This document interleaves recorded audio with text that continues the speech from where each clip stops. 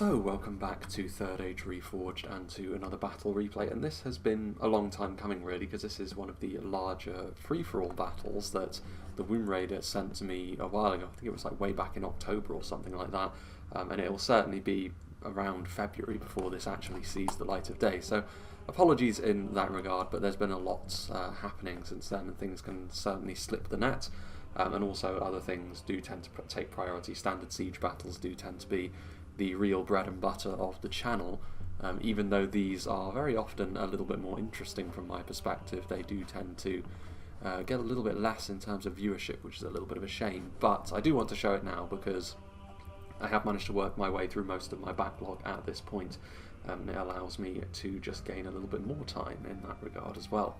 And this one, Cardinal Outpost, it's actually been a little while since we've seen this map as well, the facsimile for Tharbad, as I often think of it as, seeing as we don't have a real version for Tharbad, and it is a Cardolan-based city that is on a river.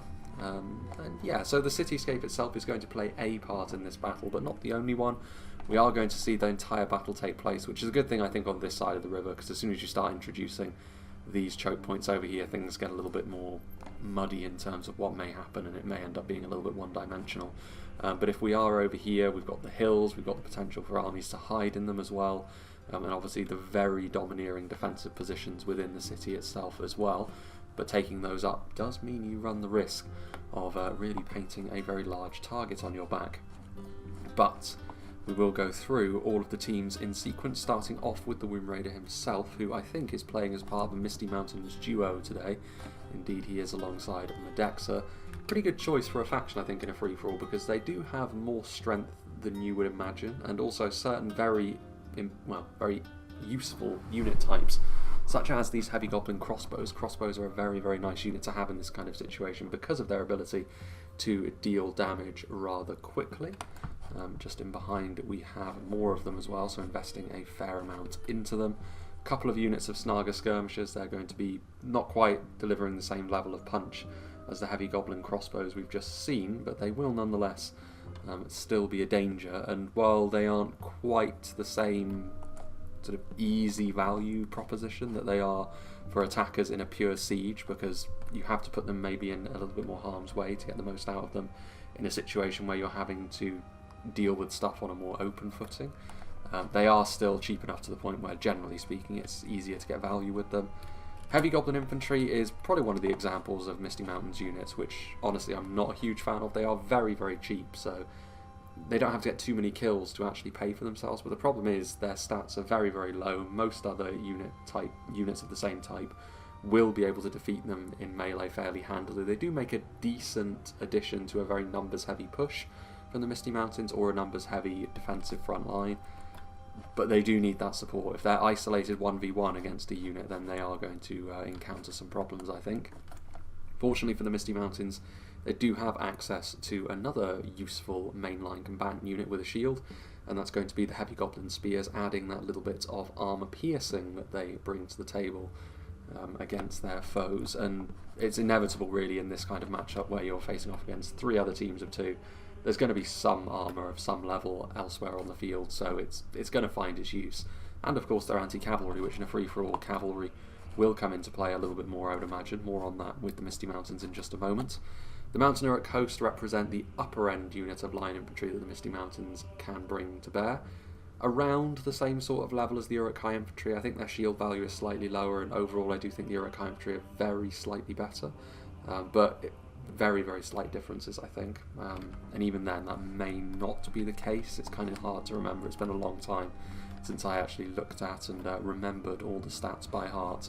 And backed up as well by Heavy Goblin Halberds, which they're very cheap and they can be buckled more easily than many other Phalanx units, but they are still armour piercing. They do still offer some good opportunities as well to anchor a front line.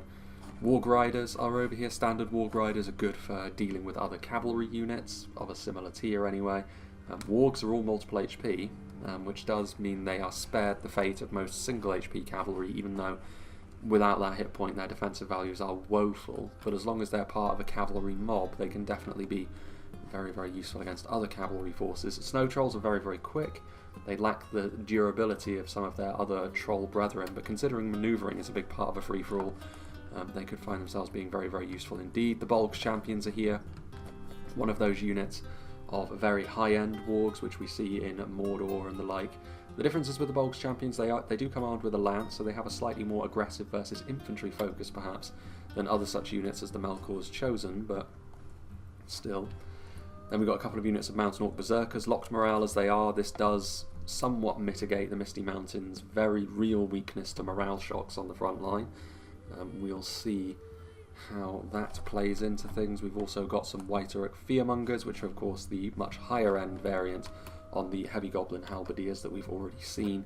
Goblin King's Bodyguard are just in behind as well, which is where the General is, as well as the Blackback Mountain Berserkers, both Bodyguard tier units for the Misty Mountains. So the more defensive Goblin King's Bodyguard, very dependable, but also very, safe. We've also got the Blackback Mountain Berserkers, however, which are capable of dishing out that damage. As for Medexa, I imagine we're going to be seeing largely similar units, with Bolgs champions included. Standard Goblin Infantry is an interesting one. They will, of course, be even more vulnerable than even the standard Heavy Goblin Infantry, but they're very cheap. They are effectively the fodder, the Orc fodder of the Misty Mountains. We have another unit of the Goblin King's Bodyguard in here as well.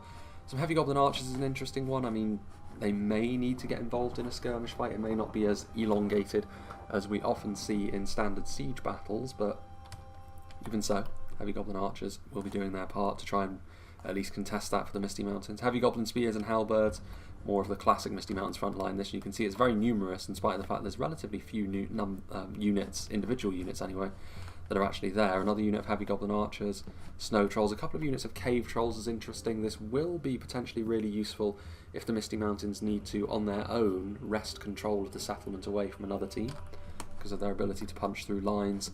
Several more units of Heavy Goblin Infantry and Crossbows up here, more Mountain Orc Berserkers and more Blackback Mountain Berserkers as well. Now then, the southernmost team, we start off with Rhudaur, played by Winged Swordsman 44, good to see him again. Plenty of armour piercing that Rhudaur have, maybe not the best melee defense values, which, if it does come down to a war of attrition in the late game, that may be a concern for them. Coldfell Maidens, mounted Javelin Cavalry, as well as over here some Hranodine Nobles as well, so they've got the armour upgrade with them, which will certainly give them a little bit of a boost. Just in behind we've got the Hranodine Berserkers 2, plenty of damage potential from their throwing projectiles, as well as being multiplied to be shock troops effectively in melee. Pikes are another useful tool which the Misty Mountains were completely denied. The Hranodine Pikemen, the upper tier unit with a shield as well. Very good performances from them generally in melee, but of course you can only really have one, and they do cost a little bit. The Dundren Pikemen, meanwhile, are very cheap. You can mass them up if you need to, but they of course don't have that same level of stats. Their armour values are terrible, and they don't have a shield, so very, very vulnerable to missiles. I would imagine, based on what we can see, much of the Rhudaur army is going to be hidden. Strange bedfellows as well, because they're going to be riding with Lindon, so they are at least both west of the Misty Mountains, I suppose, and Rhudaur were not always the way that they are, so maybe they have seen the light. Lindon, I think, under the command of Darthy Darth, are a difficult faction to play. They're one of the factions that in this current version of the game are in a very difficult spot, I think. Harlindon Riders, and well, a couple of units of Harlindon Riders, so they've got their bows, of course, and then they can get involved in melee as well. They can be riding with the Rhudaur cavalry, trying to poke and prod at the enemy forces as they try and make their way forwards. Lindon are also a pike-focused faction, as we have seen. 4 Lindon pikemen, though, very low armour values, as Lindon tend to suffer from, but in pure melee terms they can be very, very good, and considering the cityscape is going to be one of the main battlegrounds, pikes could be the answer to winning that. Harlindon infantry, as is the story with most of Lindon's forces, are really, really efficient when it comes to pure melee combat. Their melee defense and damage values are very good, but armour a concern, especially if considering the cityscape does offer some good vantage points for archers.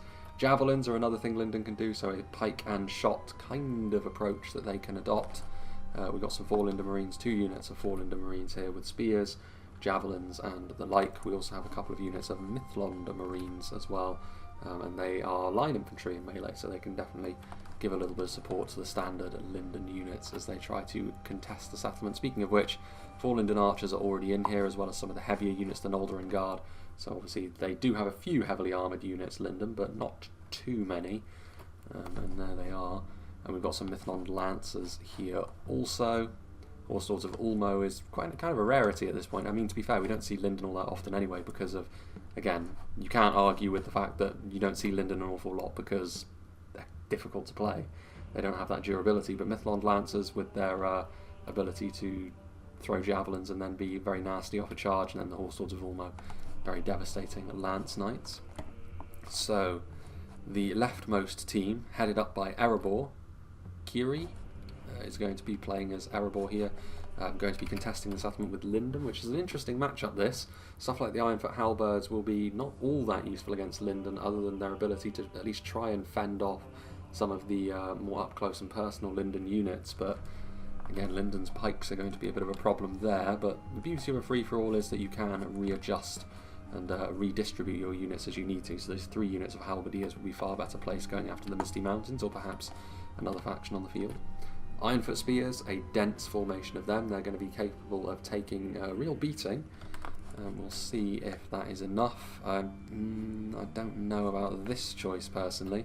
2 units of Obsidian Guard goes into the red limit, and if you were going to bring 4 units of Bodyguard Infantry, you do have the ability to with Erebor, and it means you've foregone a unit of Dragon Slayers, which I'm not entirely sure is a wise thing to do.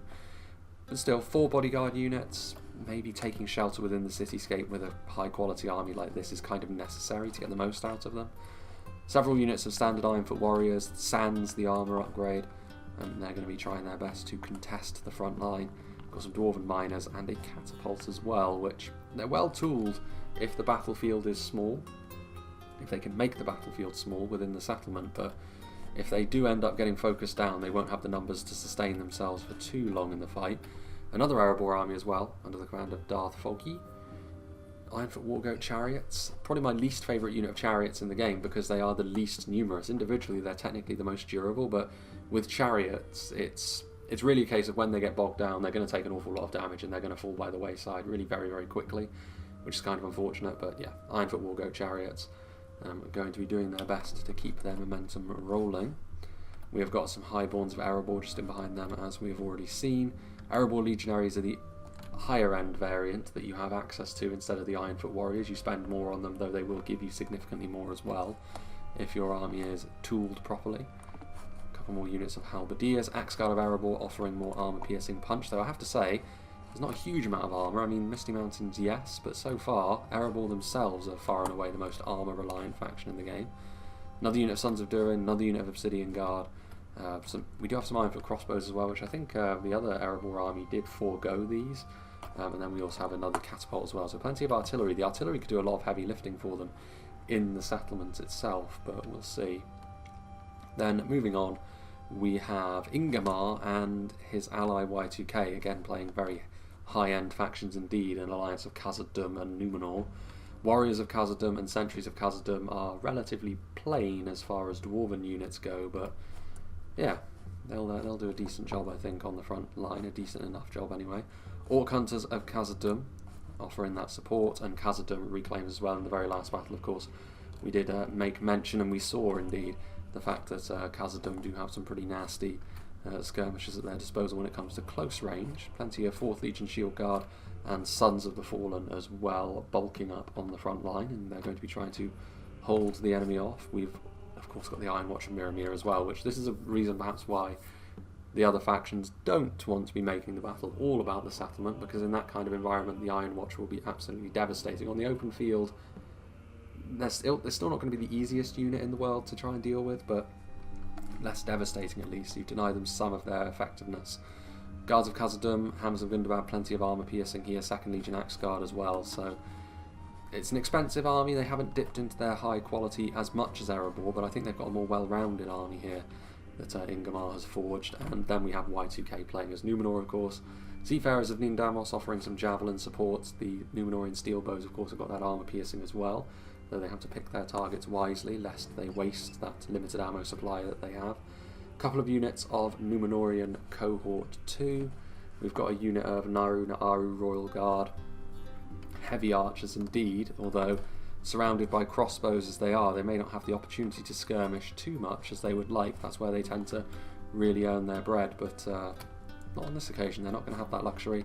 A trebuchet, even more devastating to infantry blobs than a catapult really, but the problem the trebuchet has is that catapults can perhaps more easily snipe them out on an even footing, but we'll see if that proves to be the case, and the rest of Numenor's units appear to be hidden. There is tree cover over here that can be utilised for that purpose, but yeah, I don't know where this battle exactly is going to begin. I'll make a small cut so that we can at least see where things do kick off, but I can't imagine it'll be a particularly long one with the amount of cavalry that's on the field, especially in the south. I imagine we're going to be seeing skirmishing between the mounted divisions pretty quickly. So yeah, I'll make a cut and we'll rejoin when the battle is about to get underway. So we are underway with a little bit of skirmishing inside the settlement itself, as Lindon and Erebor are the first two armies to clash with one another.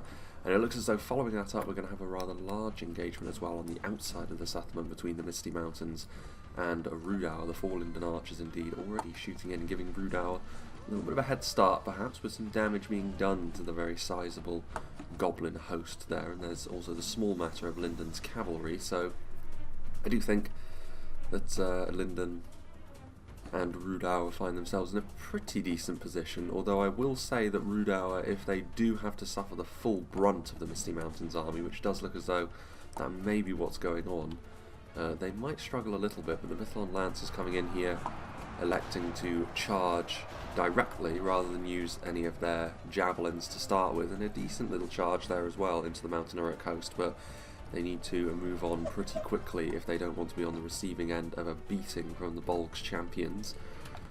What are Rhudaur going to be doing meanwhile? We have the Dunman pikemen on the front. They're going to be backed up by Rhudaur swordsmen, but it's going to be a question of numbers here and brute strength, as we see a ton of trolls also moving forwards. We also made a little bit of the amount of cavalry that Rhudaur and in fact Lindon can bring to the table here, with a lot of ranged support on horseback in for the deal as well. But when it comes to this level of pressure, lots of anti-cavalry, more of Lindon's army in the settlement than would be ideal to support Rhudaur here, but Rhudaur do have the ability to do a lot of damage quickly, and maybe they can also do the business when it comes to damaging the Misty Mountains morale, but it might be the other way round here that the problems start to arise. Indeed, the Dunman pikemen starting to rout. Rhudaur's morale is not the highest in the game either, and when it comes to dealing with trolls like this, they could be in some real trouble.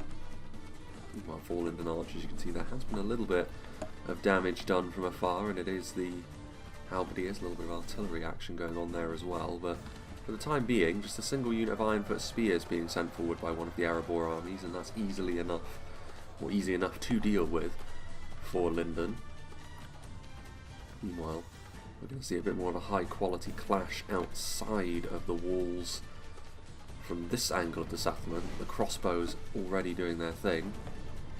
Artillery being traded back and forth both ways, though 2 catapults for Erebor, and plenty of damage being done on the approach to Khazad-Dum and Numenor, but wanting to get into melee as quickly as they possibly can, and that is definitely understandable. The longer they hang around just in front of the Erebor lines, the more damage those crossbows are going to be able to do. Oof. That is also going to be brutal. The obnoxious shaking that some units can induce in the camera. The Iron Watch and the Watcher, the 2 units that are most guilty of that, but the Iron Watch could be exactly the sort of thing in conjunction with the level of pressure that Erebor are now going to be feeling to demolish this position. And of course the Iron Watch can destroy artillery pieces as well, so the catapults that Erebor have brought initially may have been a little bit worrying for the attackers, but that needn't be the case for too much longer. I think one way or another this front line is going to break under that kind of barrage, and then the catapult will either be dealt with in melee or they can just destroy it with the Iron Watch as well. More halberds being sent forward, but I don't know, Erebor, it's not an ideal situation for them. I do feel as though making sure your strengths are all in one place in a situation like this is probably the way to go, which is why I like the setup of the Misty Mountains outside of the walls as well, because Rhudaur, without the support, or more support at the very least from Lindon, I would worry about them. The Mountain Orc Berserkers also in there as well, offering a bit of locked morale. Mithlond Lancers in and amongst the spears. It's a very chaotic fight, this, which makes it a little bit more difficult to use cavalry efficiently. We've got javelins and horse archers in behind trying to offer their support to the front line as well. But this level of chaos, not going to be great for the cavalry there.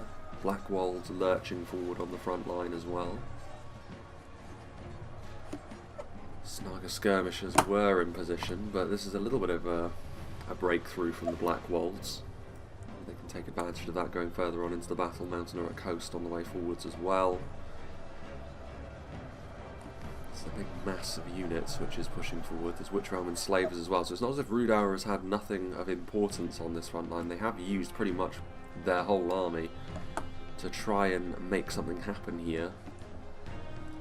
Hasn't really worked out in their favour though. There is actually some units that have returned from routing over here. A little bit of land which we've never seen in this battle before. Maybe Rhudaur can hide their units over there and come back later on. Let's not forget, after all, sequestering units away. It's the late game where free-for-alls are truly won or lost. Well, certainly won. Early game though, you can certainly lose it if you take too much damage. The Rhudaur and Lindon alliance will certainly feel the vultures circling if the Misty Mountains are to win over here, and if Khazad-Dum and Numenor are to win in the north, which it does look as though that is going to be increasingly likely. Erebor themselves also struggling against Lindon within the settlement when last we saw them. Rangers being utilised. Erebor's quality is all well and good, but this is a situation where they can't rely on that alone, and I don't know, like being outside of the settlement as they were,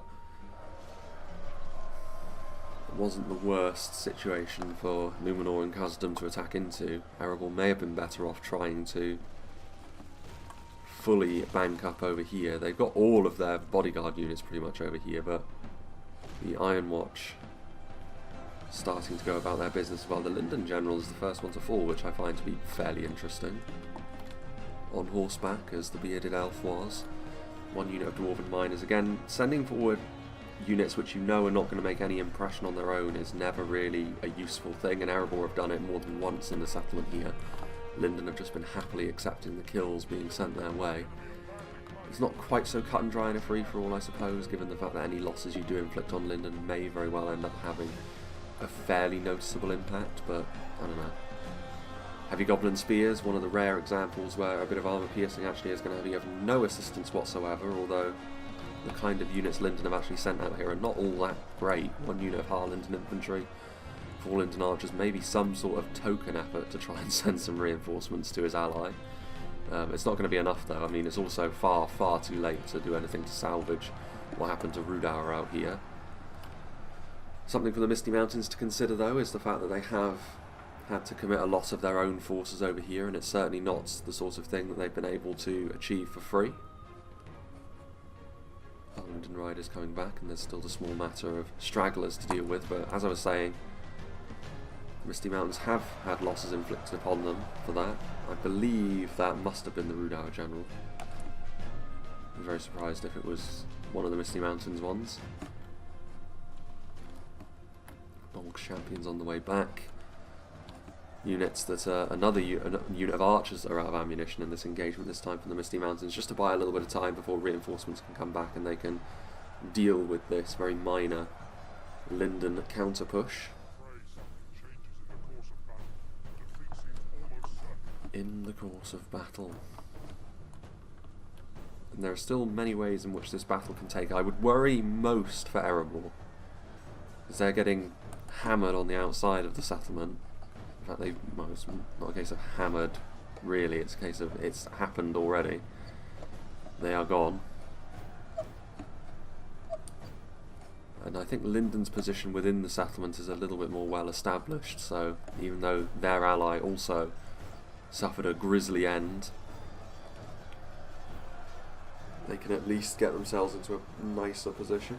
Sons of Durin being sent forward, which a high-end bodyguard unit, but this is a pretty good example of how even basic pikes can make life very difficult for even the very best infantry if the engagement is to the pike's liking, which this one is, because these 4 Lindon pikemen are simply holding the Sons of Durin at arm's length. Now, it'll take a long time for those 4 Lindon pikemen to kill off a Dwarven unit like this, but the Sons of Durin are not going to be making any headway in the meantime, and they could get surrounded as a result. There's nothing at the top of the hill, I believe, unless Lindon have got some hidden units up there. It's entirely possible, of course, with Wardens of Elos Tyrion. And Lindon, I think they are trying to consolidate their infantry at the very least now. Yeah. Retreated and or defeated from that position. Mountain Orc Berserkers trying to do something, but I'm not sure what. Rhudaur Swordsmen have actually returned from routing, although Volk's champions are going to deal with them in the distance. And nothing left over here, so Rhudaur are not able to conceal their presence at all. The Misty Mountains will now reorganise themselves. And where will they go next? Because if you survey the battlefield, you could very well see Khazad-Dum and Numenor as the biggest threat to you, but attacking into that level of quality I don't think would be too recommended. And also, even if you did, the only thing you'd really be doing, I think, is doing a favour for Lindon. I think for the Misty Mountains, what they need to do is maybe hold their ground and wait a little bit. We are seeing more of a lull in proceedings after all. It's more minor engagements happening inside the settlement now that are actually taking place. And again, it's 4 Lindon pikemen, though over here their formation is not great and the dwarves are able to get in and around them. What's going on here? Are they pushing forward more units? No, the only unit they've got over here is the Sons of Durin. What is going on then? Is this all that Erebor have left? No, a little bit of a counter-attack, counter-push with their bodyguard tier units, Erebor legionaries trying to do the business. The Highborns of Erebor are here, they've got some Obsidian Guard. The Numenorian Vanguard are doing as well as this kind of unit can. The Erebor legionaries should probably be hunting down the Khazad-Dum reclaimers. I think this is one final glorious charge that Erebor are involved in, because really can't see it going their way, though they will inflict more damage on Numenor and Khazad-Dum, which will help some of the other players, because I do think prior to this, Numenor and Khazad-Dum were probably in the best position of any fighting force on the field. Following on from this, however, with a little bit more damage done in melee, that will be maybe a little bit more debatable between themselves and the Misty Mountains. Still the catapults. No crew anymore to man them, however. Numenorian Vanguard pushing through the Erebor legionaries. Did they charge into the rear of the Sons of Durin by any chance? Yeah, there's only 9 of them left, I'd assume so. There are Noldorin Guard over there as well, but there's no way they would have dealt damage to a unit of that calibre that quickly without a bit of cav support. So a little bit of cross-team cooperation there. Erebor Legion taking a bit more damage now as well. Trebuchets still a factor as well for Numenor and Khazad-Dum. Pikes pushing forward once again. Pikes have already been a bit of a factor in this battle, and I can't imagine that's going to change going later on into the proceedings. The Misty Mountains will not enjoy going up against pike-heavy forces without any sort of ranged units to deal with them, so I hope they've saved some of their ammunition from their initial engagements. Mythlond Marines moving in. I would save some javelins, honestly. Erebor is still winning over there, but Erebor are in a very, very difficult spot moving further forwards in the battle. If they intend to be victorious, it's going to be hard for them. Yeah, some strange choices from Erebor. Free-for-alls can often be pretty cruel. Even if you play really well, free-for-alls can go against you, but on this occasion I think Erebor trying to defend outside of the settlement, sending forward token efforts within. They weren't really able to achieve too much of anything, but I mean, with the Misty Mountains now flooding into the settlement itself, trying to pack the streets with all of these numbers that they can utilise. It's all well and good, but generally speaking, narrower battlefields such as the one that the interior of the settlement may offer tend to favour quality heavy forces, not the sort of thing the Misty Mountains are renowned for. Still, Erebor are here. Victory seems certain, only a fool could lose this battle. The Highborns of Erebor proving too much in melee for Mithlond Marines, even with a little bit of peripheral support from the Numenorian Vanguard. Once again though, the pikes could be the answer to this problem. Keep those Highborns at arm's length. Erebor now fighting while surrounded, but more Highborns are out here. Obsidian Guard still fighting as well. Actually a few elements of a Sons of Durin unit as well. They will have been unpleasant for both Numenor and Khazad-Dum to have to face down. But they have done so.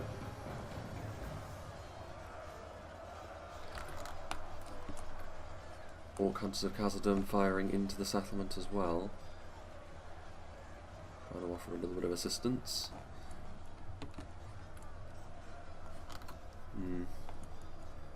Imagine I have shadow bows. They look like they've still got ammunition. They've still got their bows out. Could be very, very useful in a narrower engagement like this. Although, you know, at this point, it's probably in Khazad-Dum's best interest to be trying to attack Lindon with archers, I would suggest. Erebor's fate is all but sealed. Their remaining units are trapped within the settlement anyway. High quality though they may be, they're caught between armies, so it's one of those rare situations where you can actually be fairly confident that unless they've managed to hide a unit within the trees and intend to spring a trap later on, you kind of know that Erebor are doomed from this position. Misty Mountains, meanwhile, all too happy to simply consolidate their force and wait a while. No need to advance into enemy territory just yet. It might be tempting to advance into Lindon, and with full strength they would be able to overwhelm them, but doing so would cost them, and effectively hand the game on a silver platter to the Khazad-Dum Numenor alliance, so they don't really want to be doing that. Defeat seems certain actually for the Lindon pikes at this stage. Everything Erebor has within the settlement really being sent against Lindon to try and do a bit more damage. Mithlond Marines going to try and continue that, but there's still a little bit of fighting going on, so there's still some individual dwarves to be dealt with. Hammers of Gundabad still very much alive. Any armour piercing that Khazad-Dum have will be better placed facing off against the Misty Mountains. Celebrations erupt. Sons of the Fallen, there's Mountaineric Host in the distance.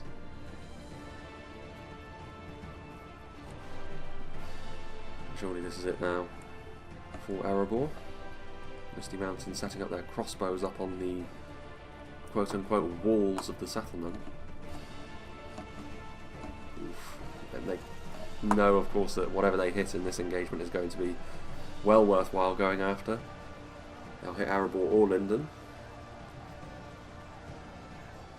More of that will definitely please them. Lindon, however, are now retreating to the top of the hill. This might be the sort of thing to paint a target on their backs, but I think one thing to consider is both Numenor and Khazad-Dum and then the Misty Mountains will definitely see one another, for the moment anyway, as the biggest threat.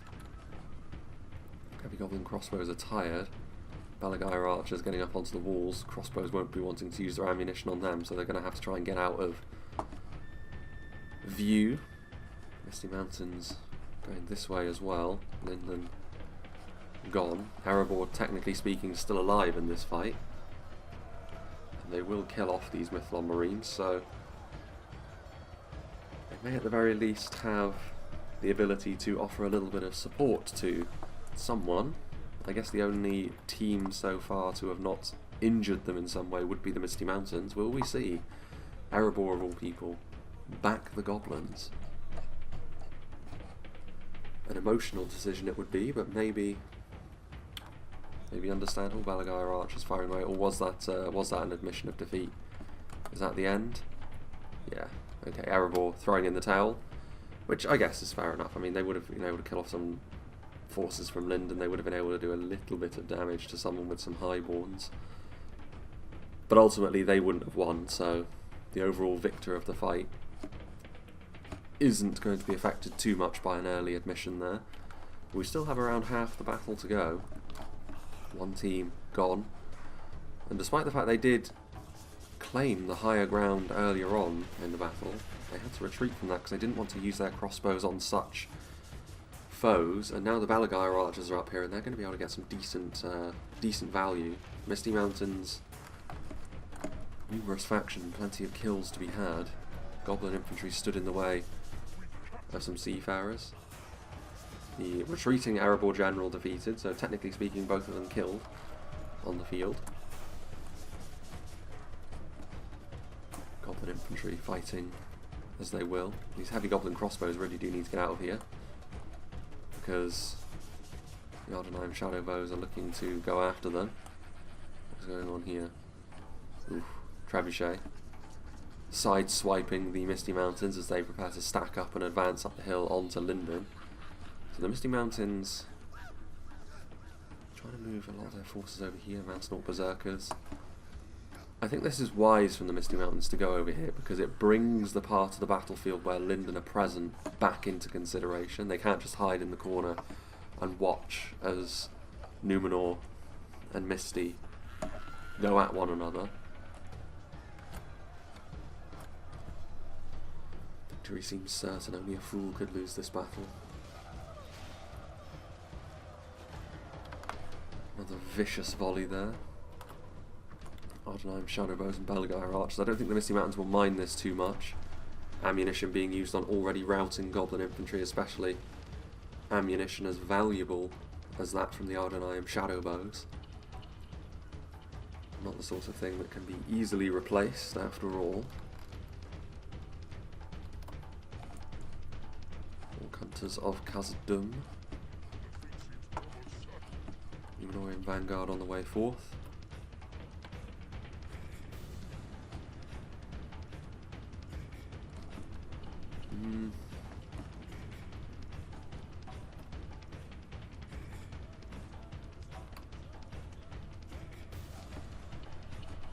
Seems to be there was a charge. I mean, the Numenorian Vanguard charging into the Mountaineer coast, a little bit more damage being done, but this is surely the end. I mean, they're going in and amongst the Halberdiers, and they are not locked morale, so yes, that is the obvious conclusion of that doomed endeavour.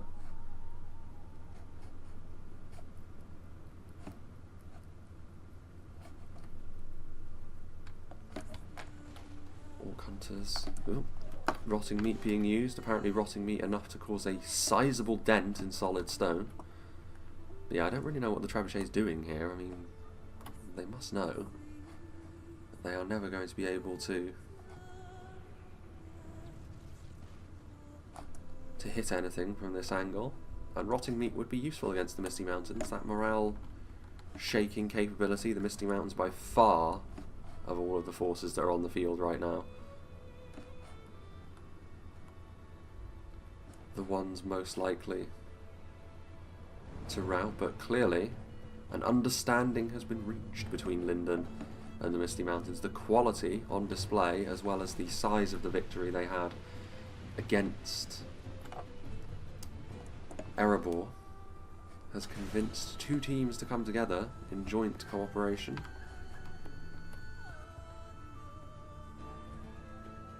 Seems a bit redundant actually, doesn't it, joint cooperation, but yes, I would agree, looking at the quality that they have. The numbers are still pretty good. They're the biggest threat on the field. And what will happen from here is really anyone's guess, actually, looking at this. Because Numenor and Khazad-Dum won't really want to advance into this position. The terrain is against them. As long as this alliance holds, they won't be able to win outright. Lindon still offer a little bit of quality. Ironwatch of Miramir firing in. They are getting some hits, but nothing of any great concern, I would suggest. 3 Seafarers of Niindamos. This is really going to be a matter of manoeuvring for a little while, I think. Numenor are moving forward, as is the trebuchet. We've already seen it using rotting meat, and it's covered this castle wall in a giant stink cloud. Numenor Still some Bolg's champions roaming around outside of the walls, so not a unit that's so depleted that they would be useless either. Maybe just using that rotting meat was an attempt to convince that this trebuchet was out of ammunition, and now it's going to actually use proper ammunition. Although I think it's, again, a moot point. There's this one unit of Mountaineer at coast which can simply move forward and deal with the situation. No infantry cover offered. They will live to regret that, but if they are out of ammunition, then it's really just the trebuchet crew themselves that they would be losing, and that's not really the sort of thing which is going to impact too much on the outcome of this fight overall. Lost half their men.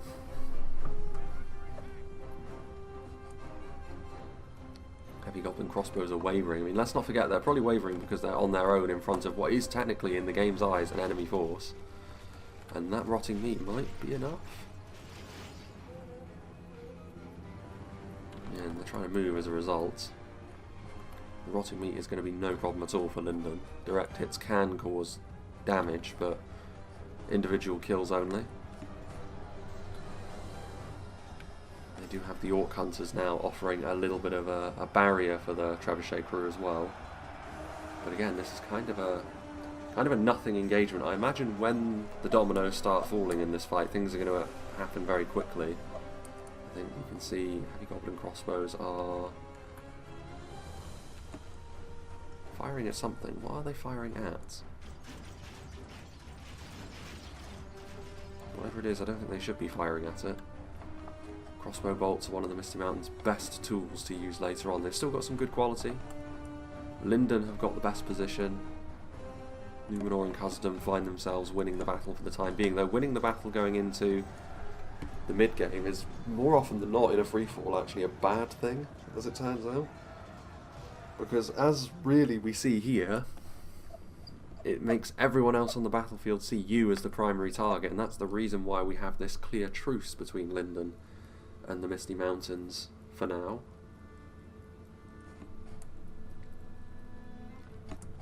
Trebuchet is still there as well. Numenorian cohort on the way forwards. Numenor trying to get around the position as well so they can stack up.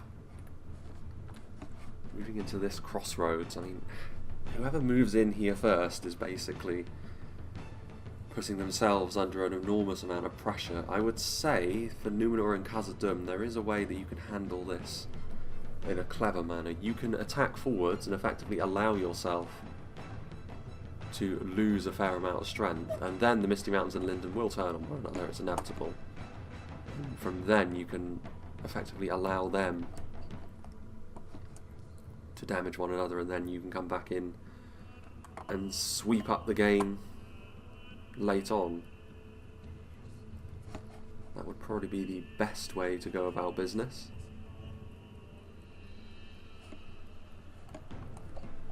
What have we here? Numenorian cohorts. Again, really just engagements which are of no importance whatsoever. So far, so nothing. Blackback Berserk is still hiding. It's still... Are they just running back and forth, the Bolg's champions? I think so. They do have 2 units of them, and yes, both of them are still alive, both of them very depleted, but far from useless, you would say. There's no way they're going to be able to sneak through, is there? They're going to try it, I think. No, surely not. Yeah, you don't want to charge into the front of a Numenorian shield guard unit. You may kill off 1 or 2, but they would easily kill off the Bolg's champions. The trebuchet crew pushing further forwards. Belagire archers getting into position, going to try and skirmish a little bit. Both the Misty Mountains, and especially Lindon, of course, not the worst targets in the world for basic archers like that if you're looking for sheer volume of kills. Victory is almost a certainty for a trebuchet crew against the Mountaineer at coast, are you sure? I think that might be lies. Again, being delusional. Heavy Goblin spears moving forwards as well.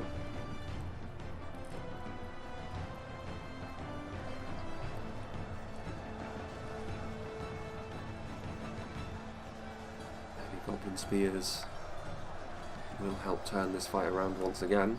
Good news all this for Lindon.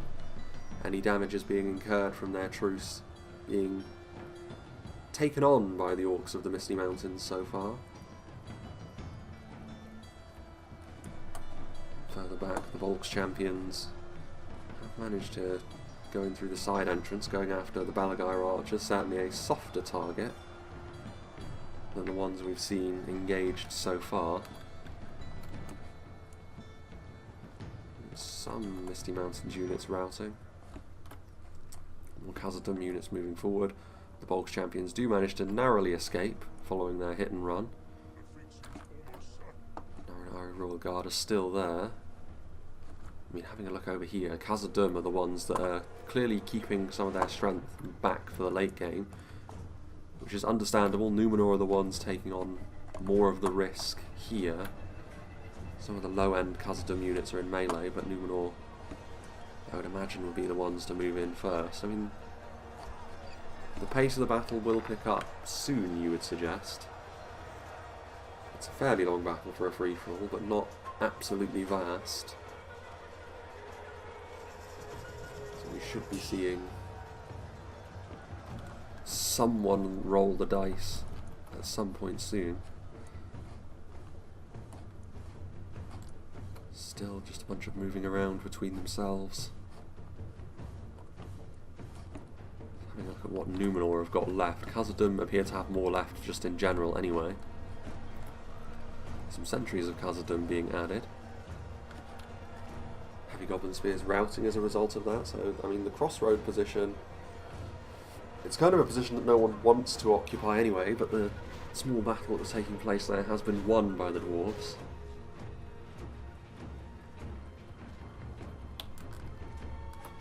Further back, heavy gobbo archers, spears once again. Volks champions getting back to within the relative safety of their halberds. Still a small matter of a healthy unit of Numenorian vanguard after all. Dwarves continuing to move forwards, and considering the fragile nature of some of these goblin positions on the front line, it's kind of understandable. Any kills are good kills at this point when you're trying to really play the numbers and pay close attention to them as well.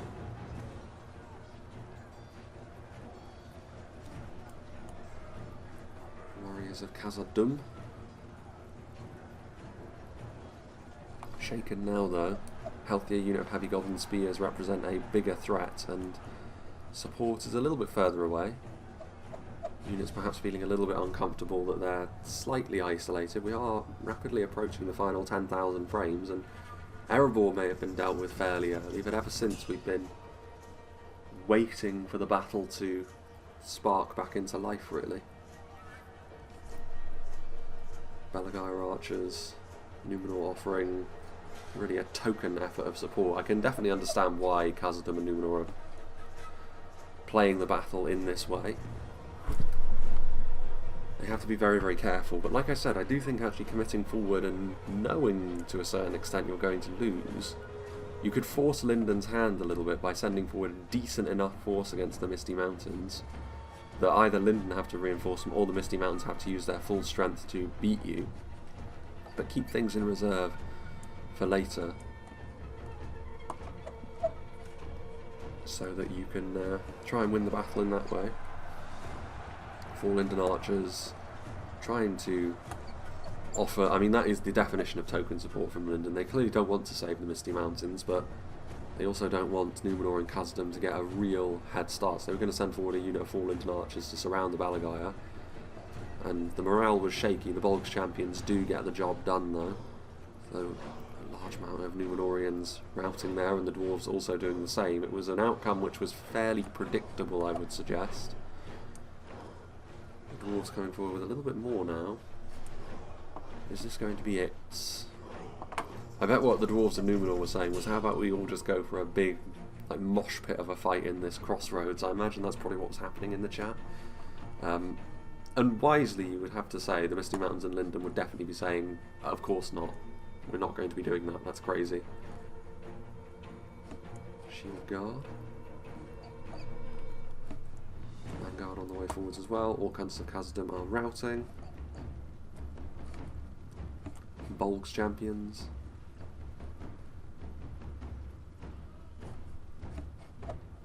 Ooh, 4 Lindon Marines. Throwing their javelins in. Seeing a worthy target. Is it the Reclaimers or is it the Sons of the Fallen? It was the Reclaimers. That angle is probably against Lindon at this point though. I'm not seeing anything from Rhudaur either actually now that I come to think of it. Do Rhudaur have anything left to help support Lindon? Doesn't look like it. Again, they could have a hidden unit, they could have some Grenadine Rangers up here, which would be quite the thing to reveal in the late game when you hold this kind of position. Especially if everyone is starting to flag a little bit in terms of their... I thought they were going to charge into the 4 Lindon Archers then, that would have been a breaking of the alliance. Playing nicely into the hands of Numenor and Khazad-Dum. Slowly but surely chipping away at this unit of Balaguer Archers with their very depleted mounted units though. So we're still really feasting on crumbs. Unimportant engagements. It's going to be one very fast and bloody fight at the end of this based on the amount of time we have left and based on how it continues to tick away. Large Knife Shadow Bows starting to fire as well. Crossbows returning fire. I mean, the Sons of the Fallen aren't going to be going anywhere. They're going to stand firm, but they will die off under sustained crossbow fire.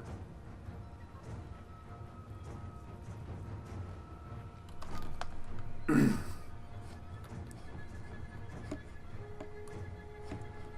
still nothing. This is one of the reasons perhaps why free-for-alls are always the sort of thing that I like to space out, because there is always this kind of element to them, where there does come a point where everything does slow up a little bit, and there's not really much to talk about until someone makes the first move in a Mexican standoff like this, quite literally. But it is what it is. It's still a different kind of battle, interesting in its own way. How on earth is there going to be enough time left for all of these units to die off at this point? It's going to have to be a rather large amount of routing going on, I would imagine, which is probably a bad thing for the Misty Mountains. They're the ones you would suggest are not in a great position to do that. Could Numenor and Khazad-Dum simply swamp forward and kill off all of their foes?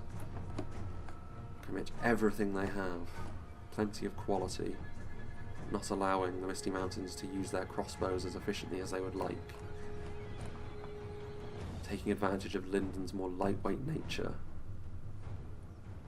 I don't know. But whatever happens, I hope it happens soon, because this is starting to get on my nerves.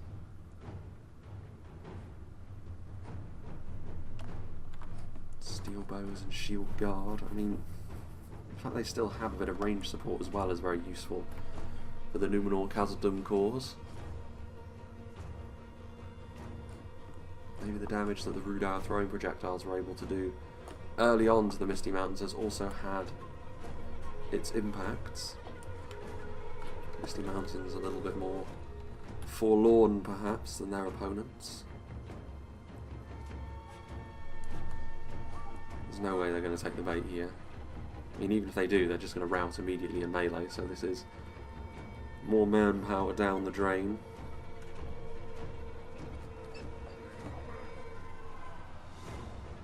And there we go. Routing and broken. That's a lot of damage being done as well. That is, I believe, yeah, the Ardenheim Shadowbow shooting into that Misty Mountains front line, and that's going to do a large amount of damage to a very densely packed selection of units, and Numenor finally deciding to move forward. So this is it. This is going to be the beginning of the end of the battle. Numenor advancing forwards in aggressive fashion, and 4 Lindon Archers fleeing. So that goes to show really how highly rated that alliance was by Lindon. And that was always the case. I mean, it's an alliance of convenience in a free-for-all, nothing more. But I have to say, I am kind of rooting for Khazad-Dum and Numenor at this point. If they can make a really aggressive push on two fronts, or at the very least holding Lindon at bay and beating them later on, they can make that work.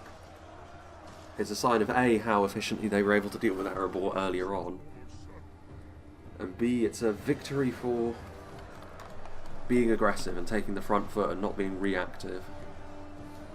Now, as I've said, I can't really see how the Misty Mountains, or especially Lindon, would have been able to be proactive in this kind of situation. Yeah, the 4 Lindon archers already shaken. They're going to take cover behind their pikes, however. Still got a couple of units of Nolder in guard, not in perfect health, one of them, but enough to be a concern. Crossbows, depleted though they may be, going to be one of the better tools the Misty Mountains have for trying to deal with this situation. Forward comes some heavy goblin halberds as well.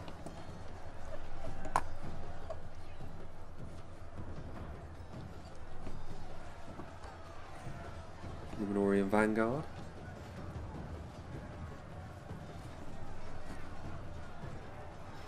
Iron Watch, I mean, as we've mentioned before, they're really just a 2 HP block of armour and melee. Their melee stats are not amazing, but they've already been a factor in this battle.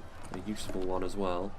Blackback Berserkers moving in, stuff like the heavy goblin halberds and spears. There's a lot of armour piercing that the Misty Mountains are able to lay on here, so they're going to need to keep up the pressure. Lindon with a little bit of a counter-attack, and perhaps that's because they see the Ardenheim shadow bows and steel bows getting into a really nasty position for the Misty Mountains, and if Misty Mountains fold too easily, they are still too weak to be able to win the battle all on their lonesome. And there goes Barlin, skewered by a Bolg's champion, and trying to leave your general way back over here, free of risk, has actually proven to be a mistake by Ingmar. Needed to move this unit with the army rather than leaving it on its own. They'd be better off turning around and facing the charges after each one of those. It's unfortunate. I don't think the loss of the general is going to be too much of a problem for Khazad-Dum, but it's another little lesson to be learned there. Numenorian steel bows retreating once more.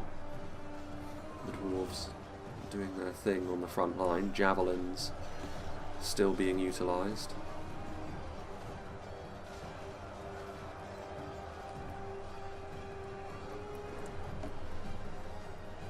Victory seems certain for the Blackbacks, pushing in from the side. House of Gundvad won't flee in the face of such pressures, but you can see this front line with the support of the javelins, with all of the armour-piercing phalanx units, and with the odd unit of bodyguard unit from the Misty Mountains. They have actually done a decent job, and Lindon are also counter-attacking down the hill, so maybe it's not going to go the way of Khazad-Dum and Numenor, but at least they made something happen. I mean, nothing was going to happen in this battle before Numenor and Khazad-Dum moved. Ultimately, they are victims of their own early game good fortune. And that's the sort of thing that you maybe have to consider in a free-for-all. It's sometimes maybe worth actually playing a little bit worse in the early game to give you a little bit more leverage in the in-game chat negotiations when the time comes. White Orc Fearmonger is doing a good job against Khazad-Dum Reclaimers, as you would expect.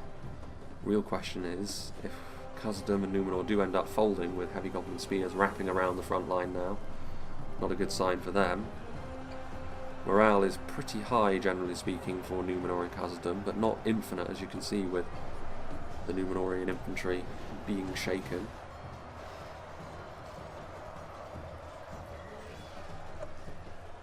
Just in behind, the Snaga skirmishers continue to throw projectiles, flying back and forth.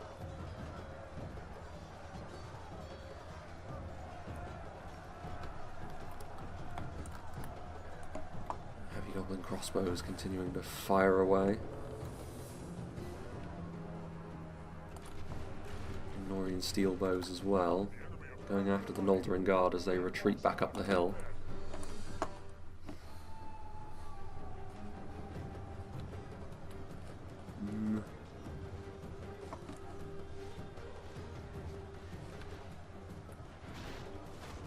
Mountain Orc Berserkers.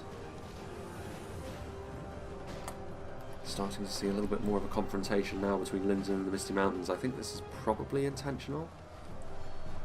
I think Lindon may very well be seeing the fact that the Misty Mountains still have the numbers to be a real problem for them.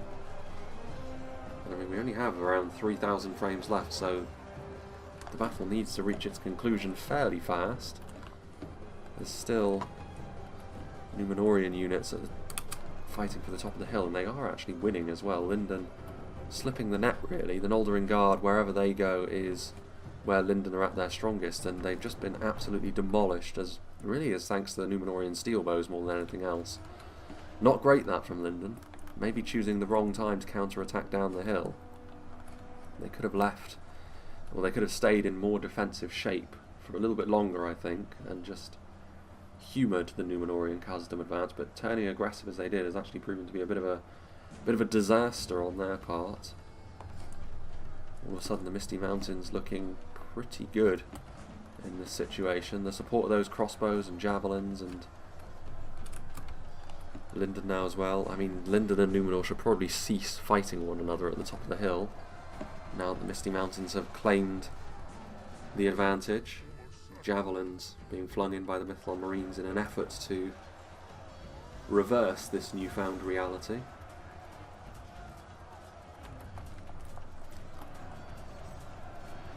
Victory seems certain for the Numenorian steel bows as well.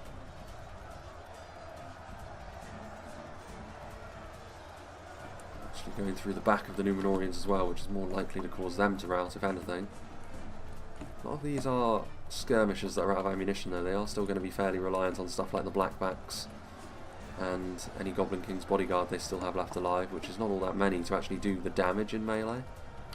These Numenorian steel bows are getting dumpstered as we speak by the Blackback Mountain Berserkers.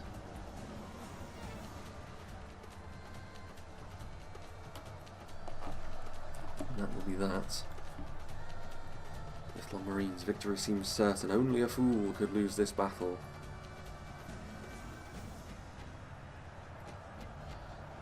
"74 remain.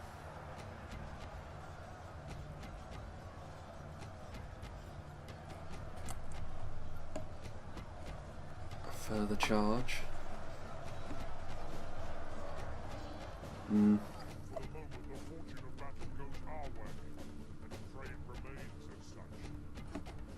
Let's pray. Any Goblin crossbows firing missiles.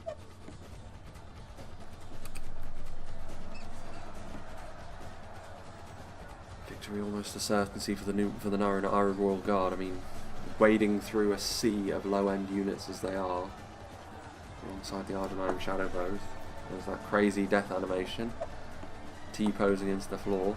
Not even the craziest death animation we've seen in the game to date. Lindon technically fighting alongside the Dwarves and Numenor, but they of course are going to come into conflict with one another. It's not like a game like Age of Empires where you can set friendly as and when you choose.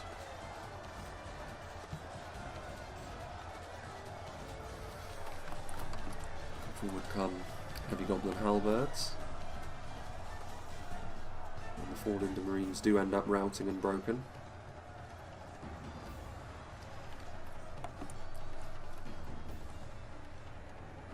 Blackback Berserkers, yeah, I think that's going to be too much for anyone to truly reconcile with themselves. There's still a little bit of support coming in from those crossbows as well, so yeah, I think from this point onwards, we know the victor of this battle is going to be the Misty Mountains. The Wound Raider and Medex are getting the job done.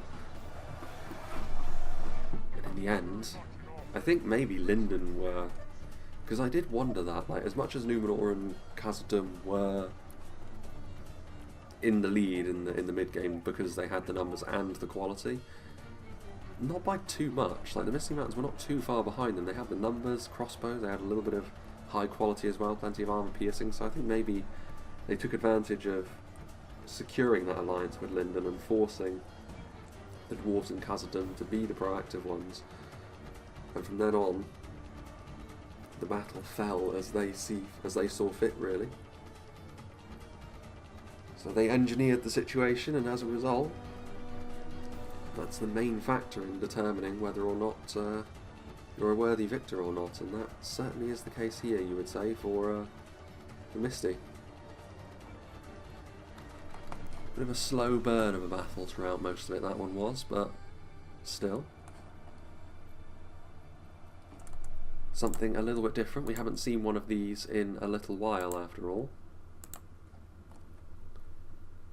And he did send me, I think, 2 more, which we'll probably see sprinkled in to the main schedule throughout the next 3 months or so.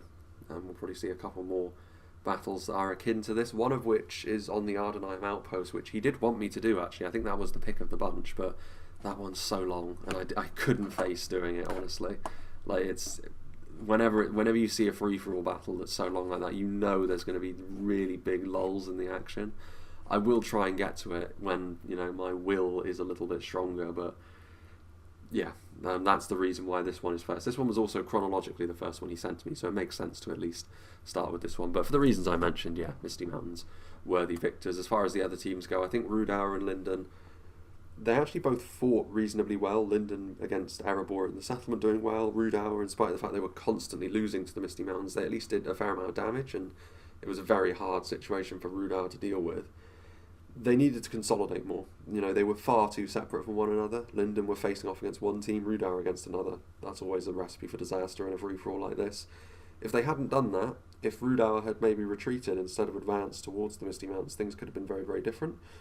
And they maybe would have actually been the ones with the target on their back, given the fact that they would have been able to occupy the settlement as Lindon did, but they would have been able to do so with far more support from Rhudaur, and that would have left them in a good position, but also one where the enemies would probably have tried to focus on them first, so we'll never know now. Erebor in a difficult situation. The way they positioned themselves was kind of between the other 3 forces, and also the way they set their stall out probably wasn't ideal, but I don't recognise either of those 2 names, so probably slightly newer players. Erebor, though, they still did a decent amount of damage to Numenor and Khazad-Dum, but not enough. And then Numenor and Khazad-Dum themselves getting the most kills, and considering the kind of forces they were going up against, it's not a bad effort at all by Y2K and Ingamar, but in the end, not enough to get them across the line. So let's see what did the damage for the Misty Mountains. Crossbows, unsurprisingly, being one of the main factors in a battle like this, as you would imagine in most battles they are for the Misty Mountains. Heavy Goblin Spears breaking 100 kills as well. And the Bulks Champions, in a free-for-all where there's going to be a little bit more open warfare, especially against Rhudaur early on, the Bulks Champions would have been very useful.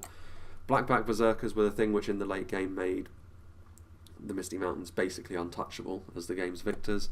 Lots of units getting over 100 kills as well. Once again, crossbows, the Trolls doing quite nicely for themselves. Snaga skirmishers also, so yeah, pretty much what you would expect given the aggressive fight against Rhudaur earlier on, and then the more organised affair later on in the settlement where they used a little bit of manipulation as well, I feel.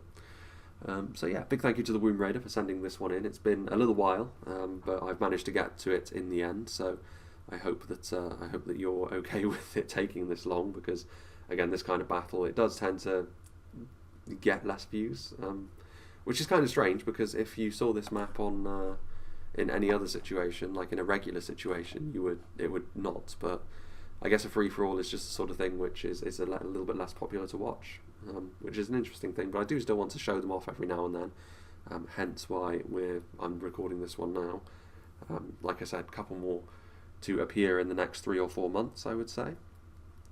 And yeah, as far as what's going to be coming up directly next, I mean, something which I haven't recorded yet and probably will have already been out by this point is a new patch preview, a pitch battle, including a few of the new factions. So that's something I haven't recorded yet, but will probably already be out, so not too worth spending too much time on that. The other 2 siege battles I have, however, which won't be out yet and I will be recording, a slightly edited version of Thranduil's Halls from Winged Swordsman 44, and the classic map of Moria from 2 times. Those are the other 2 things I have still in the backlog. Other than that, though, as a result of recording fairly far in advance, I am actually working my way through the backlog fairly quickly, which is a good thing. It means that I'm basically as far in advance as I can be, which, based on how 2023 may shake up, is definitely a good thing, I would say. It gives me a lot more margin for error. But yeah, big thanks to the Womb Raider for sending this one in. Big thanks to all the players. I hope you enjoyed this, and I hope you'll join me for whatever is next.